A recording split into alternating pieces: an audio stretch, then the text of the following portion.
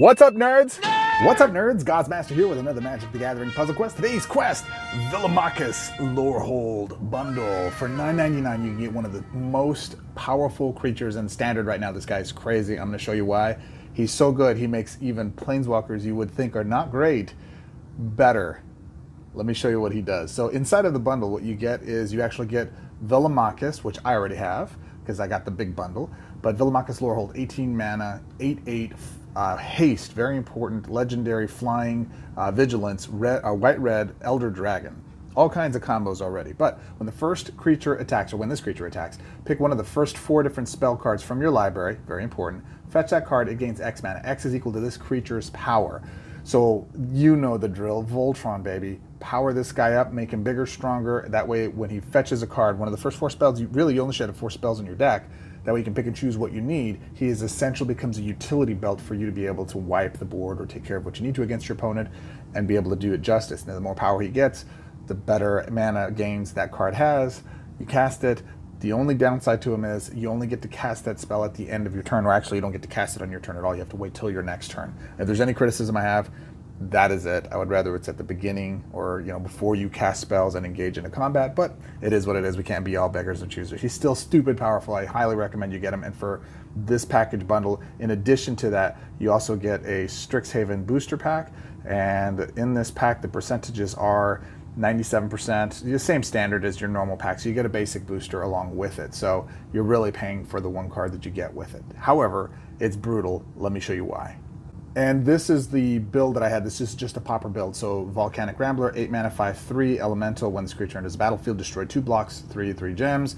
Introduction to Annihilation, targeted exile for 13 mana. Volcanic Geyser, targeted damage to either a planeswalker or creatures, stored mana up to 10. Demolish, got to keep the board free of all of their supports, plus it breaks stuff. Needle Verge Pathway for a red mana conversion. Spikefield Hazard, 6 mana, 2 points of damage, exiles their creature just in case you have a challenge with some reoccurring critters. But bigger than that, most importantly, is the land forming so that you can do it as a spell. That's the reason why I chose it this way. This is probably a swap card. Might be something you could swap out for something else you have that's uncommon. Elemental Masterpiece, 16 mana. When we have our creature powered up with double, spell card cycling 3. You can cycle it for a token. When you cycle this card, create a gold token. Create 2 art elemental tokens. Those are 4/4s, I believe. Let's see here real quick. Those are 4/4s flying. No, they're just 4/4s. With prowess, this creature gets +1/+1 until end of turn. If this card was enhanced, create a gold token in addition to that. I don't really play it for the enhance. If it happens, awesome. Creative Outburst. Spell card cycling 4. Deal X damage to any opposing target. Then draw a card. It gains X mana. X is 5 plus the number of times this card was enhanced. So you can get up to 30 mana for that if you really sit and do it. Don't worry about it. It'll happen anyways. And when you cycle this card, create a gold token. And finally, Cloud Piercer. We're going to use this for 13 mana. It's got some reach if you need it for a 5/4 dinosaur that's red. Mutation. When you mutate, guess who you're mutating? You're mutating the dragon, so you can discard a card, then draw a card. Let's show you the gameplay. This is it if you want to screenshot the deal. And who are we using to planeswalk with this? We're using my boy Luca Wayward Bonder. Let's show you how to get it done. Can Velomachus help us destroy what most consider the most successful and powerful red planeswalker? We'll see. Let's go. All right, so first things first, we want to abuse this first ability. So what we're going to do here is we love conversion, so we're going to mute that. We're going to try to get these out, and we're going to go here. Boom. Firepower. So now we've got some conversion that's happening for white as well as red. We'll see. Not sure if that's the best strategy, especially when it just puts them right back to where they were in the first place. So let's go ahead and do this. What is that? Dwarven Mind. We can destroy that, maybe get some land drop. No blue. Blue is evil. Does not work for us. All right, let's go white here. Boom. Boom. No land drop. Okay. See what you got, Koth. There's our Velomachus. All right, so now we want to unmute that. We want to go ahead and... Do we want to kill a guy? I don't think we care about that just yet, actually. We don't even care about that till there. And in fact, we don't care about that to be paused. So let's go red. Boom. No land drops. Next turn. Give me some red. Let's take the red. Look at that. Look at that sassiness. All right, so we've got a 5 swap there, which we'll take. We're going to... Ooh, we really want to do that. No, I think we're going to keep that. Are we going to keep that? I think we're going to actually drop it. So let's use our first ability here. Drop that. Boom. Okay, we've got a couple of those. Let's do this. See if we can't get him to drop. And nah, we're going to go Velomachus. Just one more. All right, that's enough. Him and home. Let's get it done. Boom. Come on, baby. Let's go. Of course, he gets red because of his first ability, but that's okay. Not worried in the least. We've got our conversion down. Let's do it. Let's go. Let's go there. All right, Velomachus. Confirm. First one we're taking is we're going to take Spike-Filled Hazard so we can get some more conversion. Yeah, because he's only got 2, so we're going to exile him anyway, so let's do that. So that makes sense. All right. You can take that red. Don't take the red. Give me the red. Actually, I got a white and a red. Look at that. Boom. All right, don't need that anymore. So let us go into here. We need to do our first ability. Actually, let's cycle this. Cancel. Let's throw this up here. Now let's cycle. Boom. Got another one. We should get a gold token. We did. Nice. Let's do it again. Boom. There we do. We got our Cloud Piercer. That's what we want. So we want to ramp that puppy up. Let's throw this actually away. We don't need it. And let's go. So we got 2 gold tokens. Look at that. Bam. Blue gives us nothing. That destroys all the things. We got it. We mutate. We put it on Velomachus. We power him up. We swing. We go get our biggest card now. Now that we've got that, that's going to start doing some damage. Now we're pretty much in control of this match. Let's see what they've got. Nothing. All right. Cool. Another Cloud Piercer. We don't mind having doubles. Let's mute this one. Let's go ahead and do that. Let's see if we can break some enhancement. So let's do this. You're probably wondering, why didn't I check the 4 spot? Actually, I'm not going to do that. We're going to do this here. We're going to confirm. We're going to go grab another one. Boom. And because we want to just leave as many reds. Actually, I guess that was them. We should have taken the 4 swap to keep that from Koth from getting him. But normally you want to try to protect your red swaps. Okay, we don't need that one. And in fact, I think I'm overloaded with all of this stuff. Use Ozoliths. Nope, not now. Nope, not now. We need some more creatures is what we need, but it's all right. We've already won. Let's just win. Let's just win. Bam. Mutate. Got it. Slam the board. Boom. Shoot the face. Bang. Get some bigger creatures. Go again. Let's take this one so we can do 10 damage next time. Bang. Bang. Bang. Next turn done. Not too shabby. What's up, Koth? What happened? I don't understand it. Maybe you don't have a Velomachus on your side, but even if you did, we'd remove it. Pretty brutal. All right, as you can see, you know what? I'm going to take even a negligible push here. Let's just shoot you in the face. No, let's let Velomachus get it. Get it, Velomachus. Go get it. And this way, if you have 4 spells in your hand, no matter what, or in your deck total, what winds up happening is you get your choice of the 4, essentially. I have 5, so I think I want to remove one of them, probably the Spike-Filled Hazard, because I don't think I need it as much, but it does help with the conversion, so I might want to leave it. But yeah, there you go. You take the biggest one, whatever you got, you go get it. If you have better spells, you have more expensive spells like Ruinous and that kind of thing, you would want to go up to it. This is a Pauper build with Velomachus. Look how good it made us play. Look how easy it was to win. But that's not the OP build. Let me show you how that works. Do you want to see how ridiculous this card can get in a really OP build? Here it is. You know what Velomachus does. Mox Ruby, Prismatic Bridge, Chromanticore, you know those are my favorites. Whirlwind of Thoughts, we can hit our maximum ultimate ability as quickly as possible. Ruinous Ultimatum, so we can control the board. Experimental Overload, 12 mana, blue-red card, create a weird token, then pick one of the last 4 spell cards from your graveyard, fetch that card to gain 6 mana. Fiery Emancipation, because we're not winning fast enough and we want to go get Rite of Flame with our weird spell card. The first card in your hand is not named Rite of Flame, it gets 2 mana, and then Twin Flame to go beef up our cards. Let's go show you who it is, who we're using. We're using Jaya. We want to get to our 3rd ability as quickly as possible. So, can Lady Jaya beat Garruk 2 colors? I'm pretty confident we can. Let's go get it. Alright, here we go. See what we get right out the gate. All right, so first things first, let's go get Prismatic Bridge out. And blues and reds, blues and reds. It's not going to convert well enough, so let's go here. Boom. Boom. All right, blue, blue, blue. Boom. One more turn. If he doesn't take that blue, he doesn't, so I get that out now. Boom. And we have Prismatic Bridge in a corner. Nobody puts baby in a corner. Well, look at that. He's got a big beastie over there. Let's do some damage here. All right, so we're going to mute that. We're going to toss that. We don't need that. And we're going to say boom here. We're going to cast that. We're going to say confirm. And we're going to get Ruinous. Yes, we're going to get Ruinous. It's close to casting. Anyways, just in case for some reason I don't destroy him here, which I don't think I am. But that's okay. Hey, Quartzwood.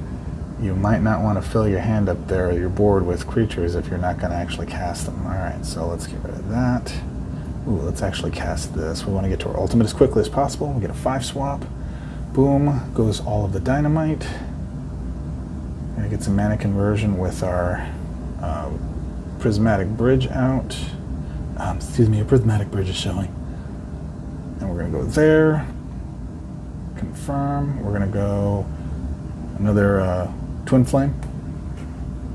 Got some conversion going. We're at our second ability. We want to get to our third as quickly as possible. There's Mox. That's what we want. That's how we roll, people. Okay, so we want to get red or blue. Nada. So we go black. Alright. We say Twin Flame. Boom. Yersh. Confirm. We want to get... Let's do an Experimental Overload. So we have full mana with that. We want to max out our creature tokens on the board. And we want to cast a spell this turn because Jai's going to give us all kinds of abilities. You'll see. Watch this. This is good. Alright, so we've got a 16 mana.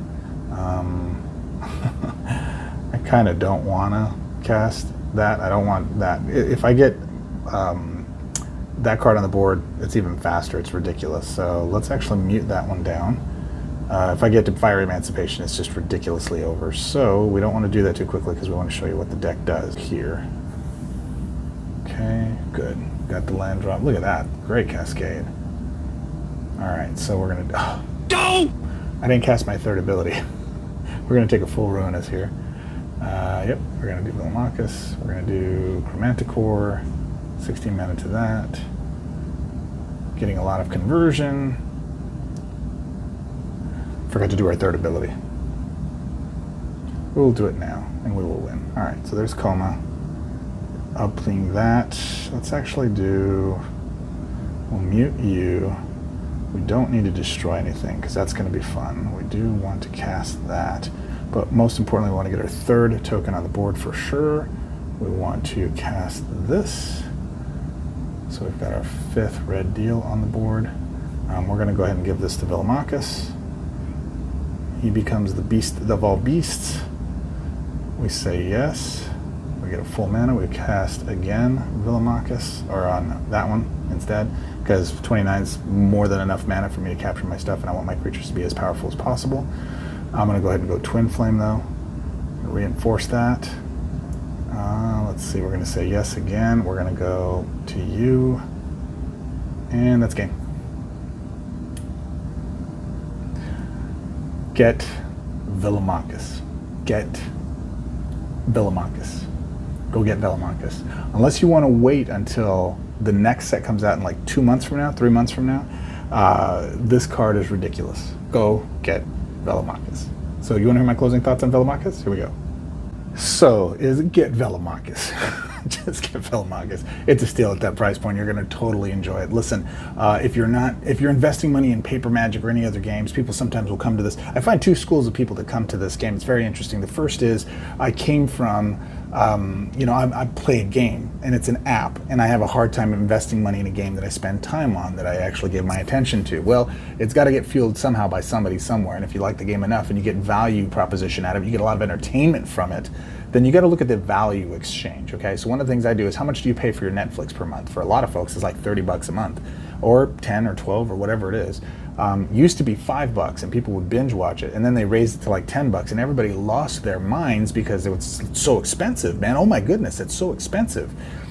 But they didn't realize that then you'd go to a movie theater, spend $60 for a family of 4 or 5, popcorn and all the other things that go along with it to watch a movie on a screen. Now I understand it's a different experience, but that value exchange for that entertainment is for a couple of hours, 2-3 hours, and it's an event, and I think it's well worth it. So for people to complain about, especially during this last year where everybody's locked down and the only entertainment we had for the most part was our televisions, to have that kind of access to that level of entertainment, people weren't complaining about the price for it. And in fact, Netflix could raise it to $40-50 a month, people would still pay it. A big chunk of us would, not all of us, but enough of us would, because of the value exchange, right? We justify it by the amount of entertainment we're getting from it. How much do you play this game? I mean, that's really what it comes down to. I play it a lot, like a lot, probably too much, but I enjoy it. And it's one of the most enthusiastic things ever. So for me to hear people say, oh, I would never pay money into an app, and I'm like, then you don't enjoy it that much? Like, what, as opposed to what? Like, what else are you doing, right? And playing with powerful cards and winning combos and doing all kinds of stuff feels good, man. It feels real good. So this becomes an interesting thing that I always tell folks, cool, as compared to what, when it's just an app. Second category of a person is a person that's coming from Pauper Magic and winds up joining this. And I've had deep conversations with some of my followers and friends and people that we talk about. And you think about it, I used to drop a lot of money on packs, a lot. Like I'd go get 4 or 5 packs at a time anytime we'd go to the comic store and get booster packs, right? I'm not doing that anymore, I should, but I'm not playing Pauper Magic as much as I used to. And so instead of not, investing those resources, which obviously you do what's fair for you, I don't want to tell you to put yourself in a situation that doesn't work for you.